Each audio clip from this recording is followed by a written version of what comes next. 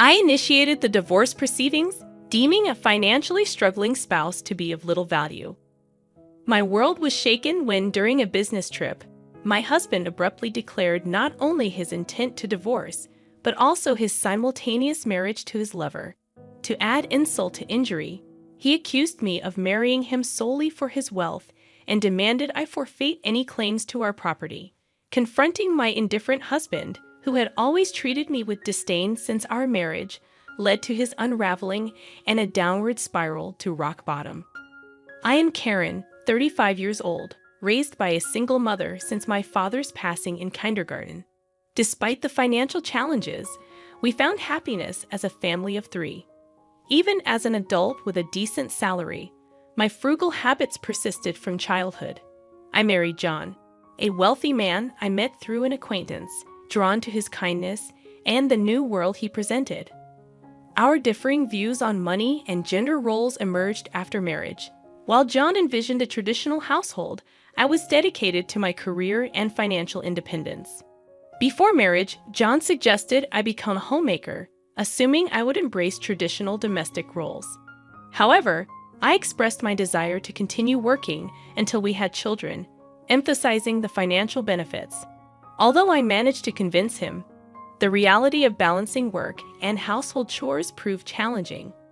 Despite being a full-time employee, my days were consumed with domestic responsibilities, leaving little time for us as a couple.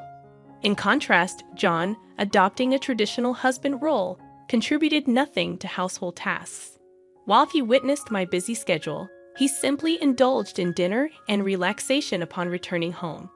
Balancing work and domestic responsibilities took a toll on our relationship, prompting me to question if this was the essence of a marriage. Despite my efforts, I hesitated to voice my dissatisfaction. Fearing he might insist I quit my job despite his lack of contribution at home. I had hoped that the arrival of children would bring about a positive change in our relationship. Unfortunately, our connection had grown distant, casting doubt on the possibility of expanding our family. Feeling the urgency to discuss this matter, I approached John. "Hey, we should start considering having kids, right?" "Ha, kids? You're quite energetic, considering you're tired from work and chores." "It's not about that. I want to have children. We haven't been married that long, but I'm already over 30. Women have a limited time to have children, and it's getting harder for me to conceive as I get older. It's almost too late. But we don't need kids. If we have one, you'll expect me to help, right? You know I'm busy with work, and I won't help with child rearing." Declaring you won't help with child rearing even before they're born is strange, isn't it? I plan to raise them alone, but shouldn't you at least have the intention to help? It's your child too. Child rearing is your job. I'm working to support the family, so I definitely won't help with the kids. You'll just complain that I don't help, making me the bad guy. You must have been indoctrinated with poverty and lots of kids since birth. We're not poor. We don't need kids. End of discussion. John abruptly ended the conversation, retreating to his room. Alone in the living room, tears overwhelmed me. My desire for children was not only rejected, but my upbringing was also mocked. Following this incident, our relationship deteriorated rapidly. Communication became scarce, and the possibility of having children seemed more distant. As I continued to juggle work and home responsibilities, taking on significant projects at work, I found myself increasingly distant from John. One day, when informing him about an upcoming business trip, his unexpected kindness surprised me. He wished me well and hinted at a big surprise upon my return. Despite having given up on him, his smile shook my resolve. However, my faint hope was shattered upon returning home. The front door wouldn't open, and John revealed the first surprise. He had changed the locks. The second surprise was the announcement of our divorce. He claimed to have forged my signature and submitted the papers with a friend as a witness. Inside, he presented a document for me to sign, waiving my rights to property division. Protesting the false accusations, I insisted on a mutual renunciation of property rights, intending to make it a public document. John, stubbornly retorting, redid the document on his computer, initiating a tense exchange. As I left the house, he continued to scorn me for being poor, even contemplating discarding my belongings. A few days later, John, in a state of panic, called me, wondering what I had done. "What do you mean I haven't done anything? Why are you panicking?" I have a lot of questions. First, I was told to leave the apartment. "Oh, you were still living there. That's not allowed. It's a new month. You're trespassing." Trespassing? But it's my house. Are you okay? Did you forget that it was a company apartment I rented? I was the leaseholder, so naturally, you can't live there anymore. That's ridiculous. How could you do this? I can't believe you didn't know. I'm not the one who should be accused of doing things on my own. Didn't I tell you that you can't just change the locks of a rental apartment? It's my house. I can change the locks if I want. Didn't you listen? It was my leased apartment. Even if you were the leaseholder, the owner is the apartment manager. You can't change the locks without informing them. Is that so? Also, I terminated the lease while you changed the locks. I was allowed to live there until this month. I was planning to return, but now you've unlawfully altered someone else's property, which could be criminal damage. Wait, why did you terminate it so early? Criminal damage? Is that why the police are at the front door now? I'm too scared to open it. But I calmly replied, so the police did come. Don't worry, it's probably not for trespassing or criminal damage. It's better to talk to them. Why do I know about the police? Because I reported you for filing the divorce papers yourself. It seems like you've committed crimes like forgery and fraudulent use of a private document. Divorce papers can be filed by one person, but only with mutual agreement and personal signatures. Since John forged my signature and the witness, it's obvious that it's a crime. But he seemed unaware of his guilt. I continued pressing further. So the divorce papers you submitted are invalid, and your marriage with Susan can't happen either. How do you know about Susan? Did you think I knew nothing? I had a private detective agency thoroughly investigate your affair with Susan. It was a busy time at work, and coordinating with the agency was tough. Plus, you even held a grand wedding ceremony while I was supposedly on a business trip. Are you okay? Your business trip was a lie. Yes, I took leave from work despite being busy to do some research and prepare documents. I knew about you bringing Susan home. It would have been impossible to gather this evidence while working. After I revealed everything, John was speechless and seemed quite downcast even over the phone. Then he pleaded with me, "Please don't tell Susan I'm divorced." Why would I? There's no such fact to tell. Really? Thank you. Are you misunderstanding something? When did you become divorced? That fake divorce paper is invalid, remember. So legally, you're still my husband, not divorced. What? So since you committed adultery, well, legally, my husband, Susan needs to pay compensation. I sent the demand for reparation to her house yesterday by express delivery. She didn't know you were married, right? Then I can't withdraw the claim at this point. I already knew Susan believed John was single, but I deliberately sent the reparation demand. Susan hasn't contacted me yet, so maybe she hasn't received the letter. It should arrive soon. Should you be on the phone with me when you also have to deal with the police? You're busy? I'll ignore the police. I won't be arrested. I'm going to Susan's house now to get the letter back before she or her family can accept it. He then hung up. He probably went straight to Susan's house to wait for the postman at the front door. I knew it would be futile because the letter was sent as registered mail to Susan only. Even if he waited for the postman, he couldn't receive it. A few hours later, a dispirited John called me. According to him, there was an incident when the postman arrived. Finally, I'll take that envelope. Who are you?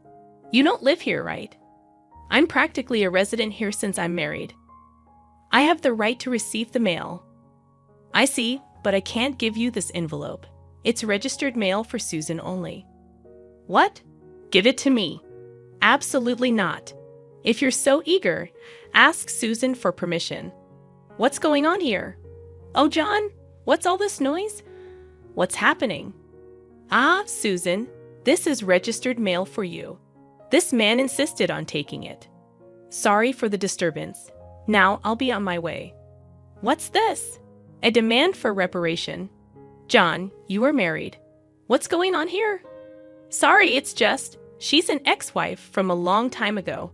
I was embarrassed to say I'm divorced. I'm sorry for keeping it secret. But it's strange, isn't it? We haven't been dating long, and a demand for reparation? If you were divorced before we started dating, there shouldn't be any problem, right? Well, my ex-wife is crazy. Maybe she's demanding reparation out of spite because I got married. That was the excuse he gave, but such a lie was quickly exposed. The envelope included a letter I wrote along with my contact information, so Susan called me directly. In that call, I told her about the affair, the invalid divorce, and that they had a wedding ceremony while he was still married to me. Although they had a wedding ceremony, they hadn't submitted the marriage registration yet. John wanted to submit it on April Fool's Day, so it was still pending. He probably delayed submitting the marriage registration due to uncertainty about whether the divorce was finalized.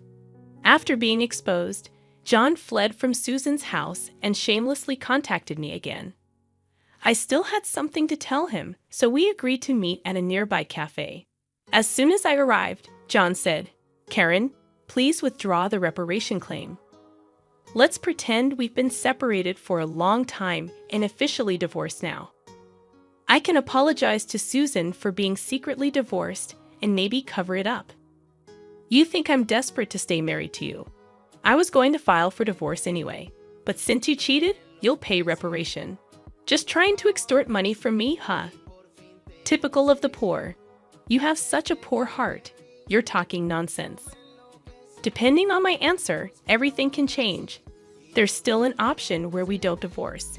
If I say no, you can't reject it, meaning you can't marry Susan, and your marital status will be exposed. Fine, I'll pay the reparation. Just divorce me now. Sign here." Then, about property division. Property division? How much more do you want to take from me?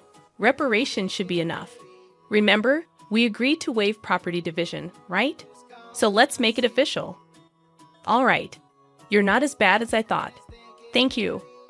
We then went to a public notary, made a public document for reparation and property division, and then to the city hall to submit the divorce papers, finalizing our divorce. Relieved, I exchanged final words with John. Glad we don't have to divide property. What are you saying? I'm the one who benefits from that. By the way, do you even have assets after paying me reparation? Susan will also claim damages. She mentioned charging you for the wedding expenses. That's impossible.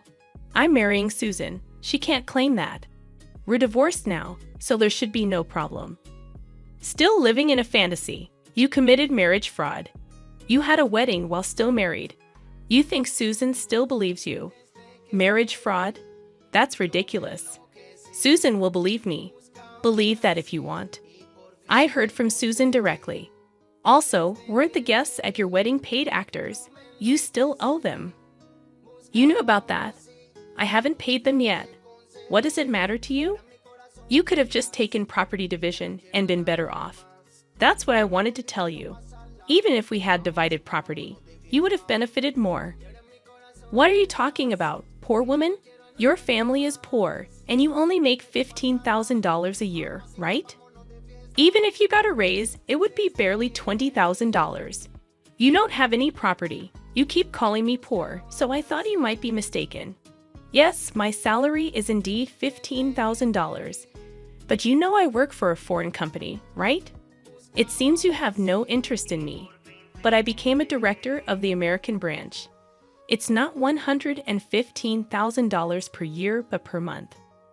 $155,000 per month. So that's an annual income of $1.8 million. You're still bad with numbers. How do you manage to keep a job? It's $180,000 a year. $180,000? That can't be true. Of course, I haven't had the chance to spend such an amount, so I've been saving it for the future. The savings from before our marriage aren't part of the property division, but there's still a considerable amount since our marriage. So I could have received half of that in the property division. You were my destiny after all. I'll get the divorce papers corrected. Are you okay? After all the contempt, you think I'd gladly undo the divorce if you have that much money. You don't need to claim reparation, right? It's just a small amount for you. He who laughs at 1 cent will weep for 1 cent. This reparation is for the mental anguish you caused me. I'd like to claim more honestly. And since we've made it official, make sure to pay it even in installments. I'll be penniless. Also, don't go back to that apartment. Your belongings should have been moved to your parents' house by now. You thought I had few belongings, but that was because I had already moved. Most of them were. Were you that indifferent to me? I can't have so little, so I have to go back to my parents' house. They don't know anything yet, do they? Let me explain. Don't say anything. I've already told them everything. It's only right to explain why we're divorcing. Oh, and your father said, don't ever step over our threshold again, so I have nowhere to go. He collapsed, and I left the cafe. Later, I heard he caused trouble at the police station. Despite my advice, he went back to the apartment. He sat there aimlessly in the empty apartment until the manager called the police, and he was taken away. I'm not sure if it was for obstructing public duties, trespassing, or for the falsified divorce papers. Eventually, his parents took responsibility for him. After talking with me and learning about Susan, they decided that apologizing and paying damages to Susan's family came first. They went to Susan's house to apologize, kneeling in front of her family. They settled everything without pressing charges for marriage fraud, even paying for the wedding expenses. I had expected them to sue, so it was disappointing they didn't. So, I decided to pursue legal action against him for forging the divorce papers. John offered a settlement, but I didn't withdraw the lawsuit. I didn't want him to think everything could be solved with money. I wanted him to be convicted and understand the gravity of his actions, even if it cost time and money. I left everything to my lawyer, so it wasn't too burdensome for me. Even though it took time, John, exposed for his actions and the marriage fraud at his company, couldn't stay there anymore. After being detained by the police and subsequently absent without leave, he was eventually fired.